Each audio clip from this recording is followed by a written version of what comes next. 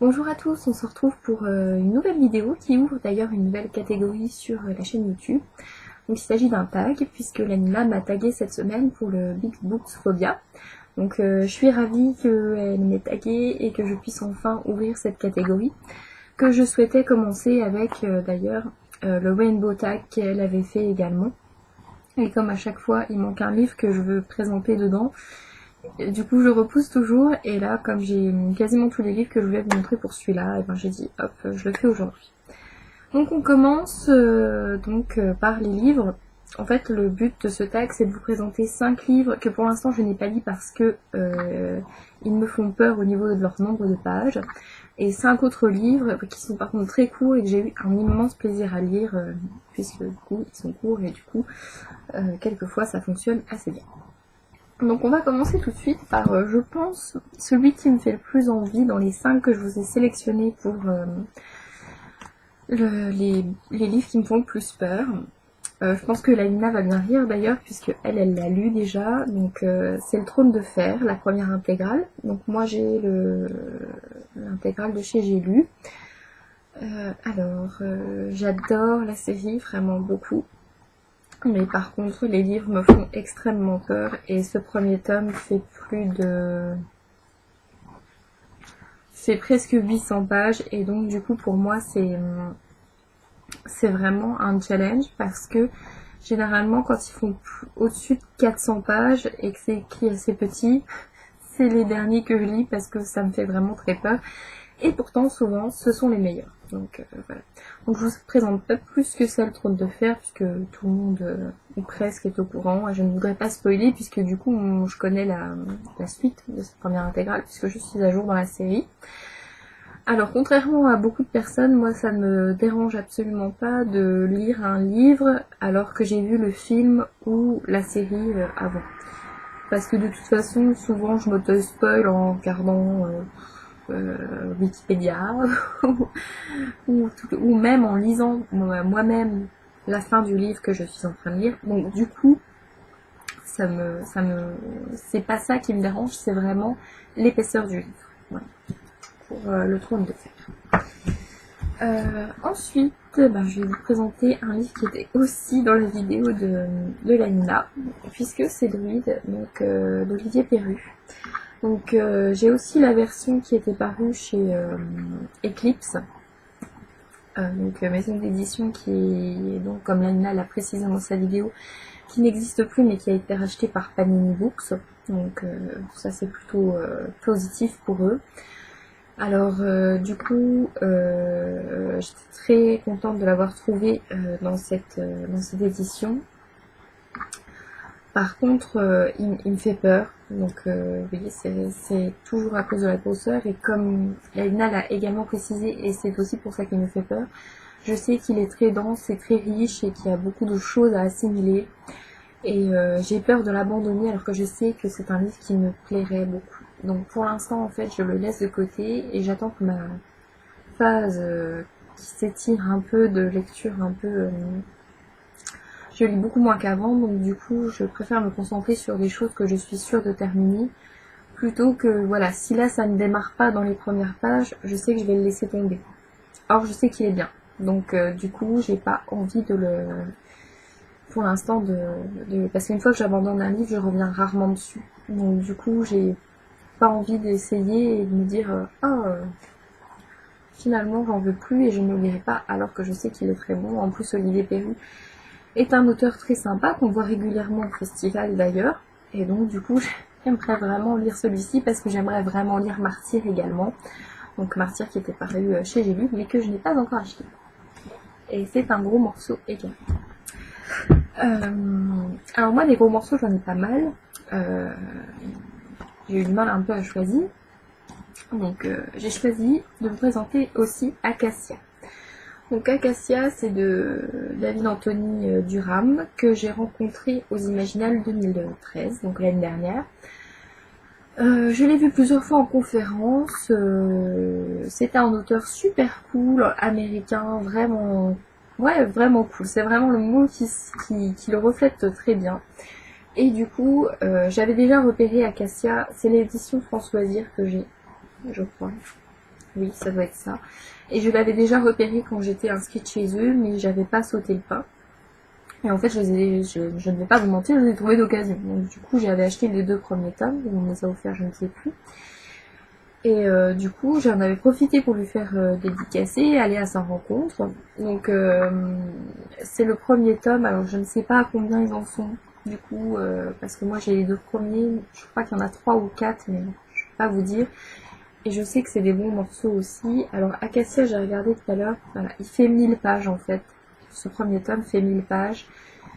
Du coup, pour moi, ça va être une très grosse étape à sauter parce que voilà, il est vraiment très gros, très volumineux. C'est écrit, c'est pas écrit trop petit, donc ça va. Donc Acacia, donc c'est, bon, je peux vous raconter brièvement les 2 autres, ils sont plus connus. Enfin, Acacia, j'en ai moins entendu parler sur la blogosphère. Donc en fait, c'est une île qui est gouvernée par un roi veuf. Il a 4 enfants et en fait il y a un lourd secret sur cette île en fait, donc il essaye de faire prospérer son île et ses peuples qui sont apparemment très différents. Il y arrive, mais pour y réussir en fait son secret. Je ne vous cache rien, tout est dans le résumé de 4e de couverture. Pour y arriver en fait il survit grâce à du trafic de drogue et d'esclaves. Donc du coup c'est plutôt moche comparé en fait à ce qu'il voudrait faire refléter d'Acacia. Et donc un jour il se fait tuer et ses enfants sont amenés, donc sont sur son île mort, à découvrir leur destinée. Et après on va les suivre dans leur soif de vengeance et de reconquête du trône de leur père. Voilà, donc j'ai plutôt hâte de me lancer dedans. Ça fait un moment que je le regarde, mais voilà, tout comme les autres. Ce tag porte bien son nom. Les 1000 pages me font extrêmement peur. Voilà. Celui-ci. Ensuite. Donc c'est Tuchiel, donc le tome 1, la marque, donc de Jacqueline Carré. C'était paru aux éditions Brajlon. J'ai la trilogie parce qu'une fois je l'avais trouvée à 20 € dans un bouquiniste. Et donc du coup je les ai pris et je ne les ai plus relâchés parce que j'avais tellement peur qu'on me les pique, parce que le tome 1 et le tome 3 sont avec une couverture dure. Par contre le second est avec la couverture souple, donc je verrai pour la racheter plus tard comme ces 2 autres compagnons. Et en fait, donc Tuchiel, c'est l'histoire en fait d'une petite fille qui se fait vendre par sa mère, qui est vendue donc à un homme riche qui l'éduque, mais qui l'éduque donc sur l'histoire, la société, mais elle se fait aussi éduquer sexuellement puisque apparemment elle a un pouvoir qui en fait d'elle une espionne et une courtisane très demandée. Et donc quand elle découvre un complot contre sa terre natale, elle décide en fait de prendre son destin en main et de contrecarrer donc ce complot. Donc c'est le tome 1, les 2 autres sont aussi volumineux que celui-ci et 800 pages et quelques. Voilà. Donc du coup c'est quand même un livre, j'ai eu l'occasion de les acheter donc chez ce bouquiniste à Nancy. J'ai sauté dessus parce que c'est une série qui me faisait vraiment envie depuis un moment, mais j'hésitais. Mais pourtant, ça fait un moment du coup maintenant que je l'ai dans ma palle et je n'arrive pas à sortir les 3 tomes parce que voilà, ils sont trop volumineux. Par contre, évidemment, les couvertures sont magnifiques et c'est aussi pour ça que j'avais craqué dessus. Voilà. Et enfin, un petit livre que Mandy, de Mandy Magazine du livre, m'avait conseillé. Donc c'est La Cité Noire de Thomas John. Donc c'était paru aux éditions Asgard. Que dire, elle l'avait lu avant les Imaginales 2012. Et quand on a été voir Thomas John d'ailleurs, parce que Mandy voulait absolument le voir, je crois qu'elle voulait acheter en même temps le 2e tome. Et du coup moi j'avais craqué parce que forcément Je vérifiais, mais là c'est bien 2012 qu'on l'a vu. Parce que forcément mon petit m'en a dit beaucoup de bien, la blogosphère également. Apparemment c'est un très très bon livre que j'ai hâte de découvrir aussi d'ailleurs. Mais finalement plusieurs choses m'en retiennent. Hormis ces presque 600 pages écrites en moyen, on va dire. Hormis ça, je sais qu'il y a le tome 2 et je sais que par contre le tome 3 n'est pas écrit et que Thomas John fait une pause si je ne me trompe pas. Donc Mandy déjà est clairement déçue parce qu'elle n'a pas la suite. Et moi du coup je suis clairement déçue parce que je ne sais pas si je vais les commencer. Voilà, donc parce que du coup si... oui, voilà, ça me... En plus je crois que les éditions Asgard, il n'y a plus, si je ne me trompe pas. Donc du coup, ça me bloque un petit peu. Je pense que au-delà du fait qu'il fasse 600 pages et qu'il soit gros, c'est aussi parce que on n'est pas sûr d'avoir la suite. Voilà. Donc du coup, là je suis en train de réfléchir. Je vais d'ailleurs faire le tri dans ma bibliothèque dans ce que je ne veux plus lire et il n'en fera pas partie. Je vais le garder. Mais je veux dire, il y a beaucoup de trucs qui vont partir parce que finalement, les séries qui commencent et qui finalement on n'aura jamais la fin, c'est un peu délicat. Voilà. Donc ça, c'est mes 5 livres qui me font le plus peur et que j'aimerais commencer. Comme je vous ai dit, j'ai fait une sélection parce qu'il y a les 2 derniers Harry Potter que je dois lire qui font plus de 500 pages également en poche. Et pour moi, commencer un Harry Potter, c'est toujours... je sais que je vais aimer, je sais que je vais le lire très vite, mais par contre, pour moi, c'est vraiment un cap de le commencer. Et en fait, c'est vraiment ma première lecture d'Harry Potter. Je veux dire, c'est quelque chose que je découvre vraiment. Et du coup, eh ben, ils sont toujours dans ma bibliothèque, derrière, parce que c'est ma bibliothèque des poches que vous voyez derrière. Et donc du coup ils sont toujours là, mais j'aurais pu également vous présenter Robin des Bois qui était perdu chez Orbit, mais aussi le livre perdu des sortilèges, qui sont quand même de trop pavés également.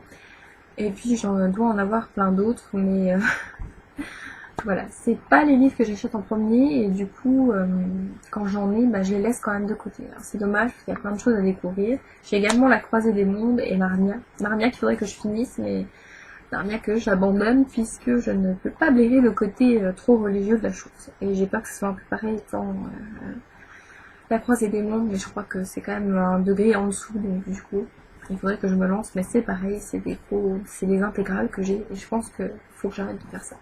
Ouais. Donc maintenant, je vais vous présenter 5 livres courts, qui pour moi sont des réels coups de cœur. Je vais commencer avec un que je n'ai pas.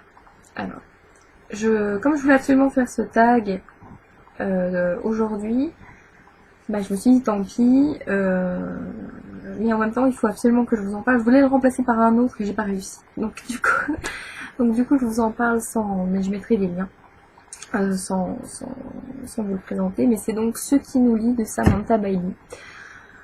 Un livre qui était paru chez Milady en grand format l'année dernière, que Hélène Titelf m'avait offert avec Everbook pour mon anniversaire aux Imaginales 2013.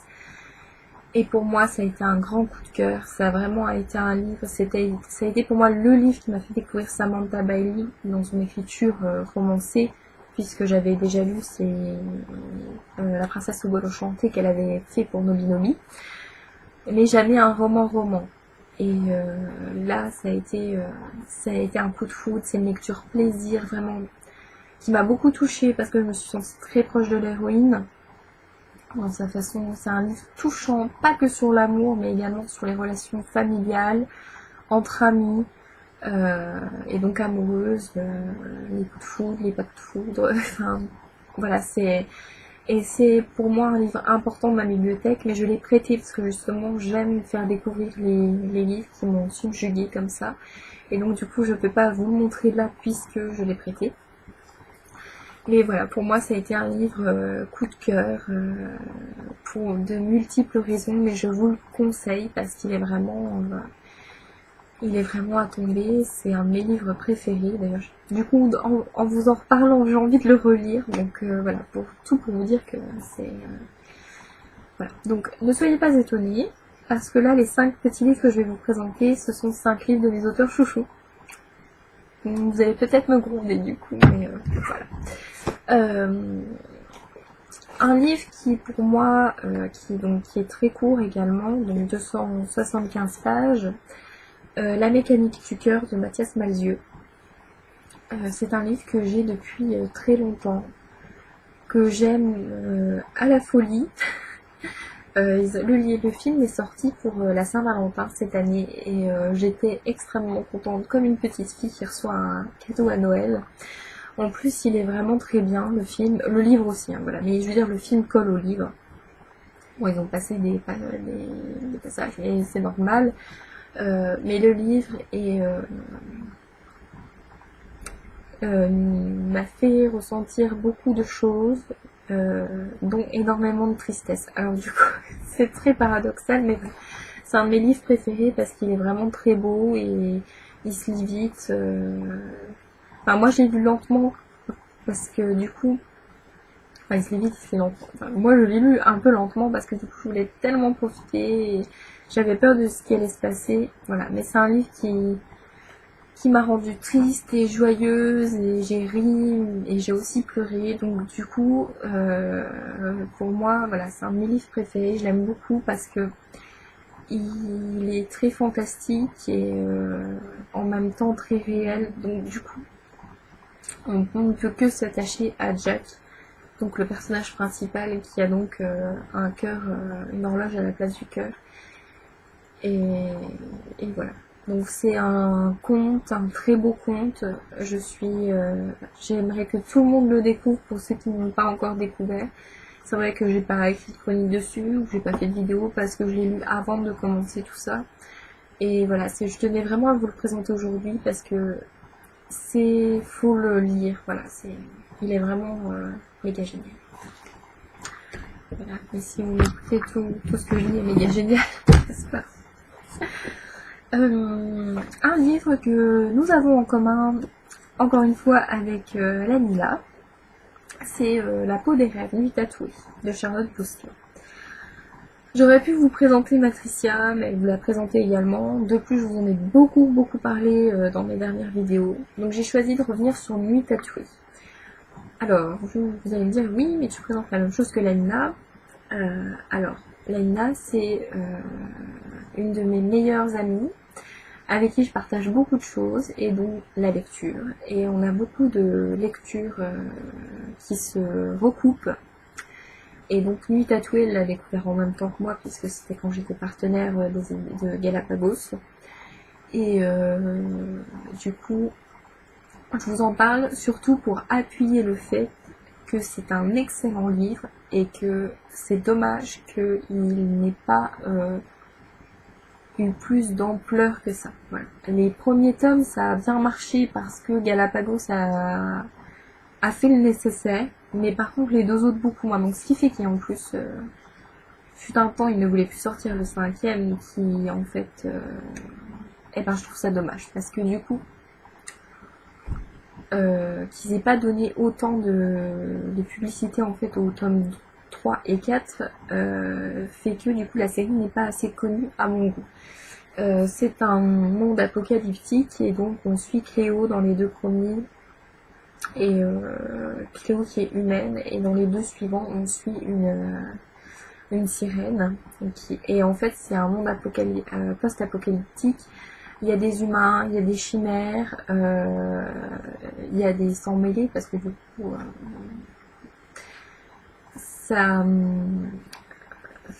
c'est compliqué à expliquer parce qu'il y a plusieurs histoires qui se recoupent, mais à la base en fait on suit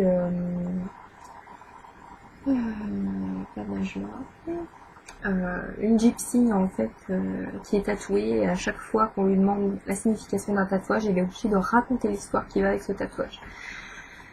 Et donc elle est bloquée, et donc moi j'aimerais que le tome 5 sorte parce que du coup ça nous permettrait de finir cette histoire à elle, puisque en fait le tome 1 et 2 on suit Cléo C'est donc un des tatouages de Najma, et dans le 3 et 4 on suit donc une sirène, et c'est aussi par rapport à un tatouage que la gypsy a, et donc du coup j'aurais vraiment aimé terminer pour clore en fait.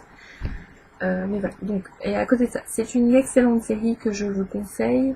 Elle est dure dans les propos, dure dans ce que les personnages vivent, mais par contre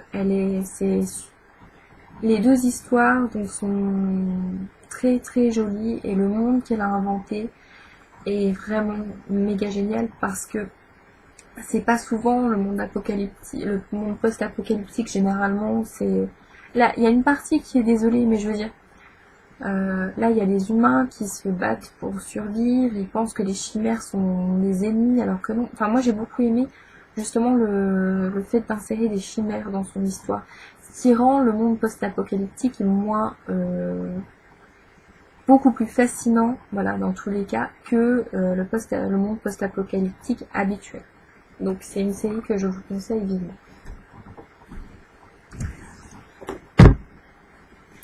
Ensuite, je vais vous présenter donc le suivant sur la liste de Manon Fargueton.